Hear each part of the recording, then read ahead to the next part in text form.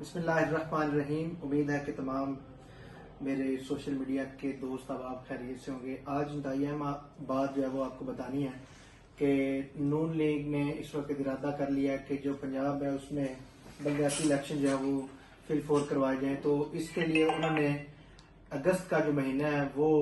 Choose کیا ہے۔ اور میری تمام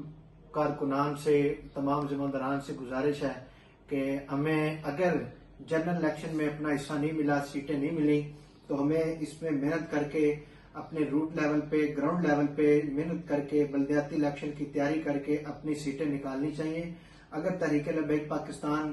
ایک اچھی جماعت بن کے اور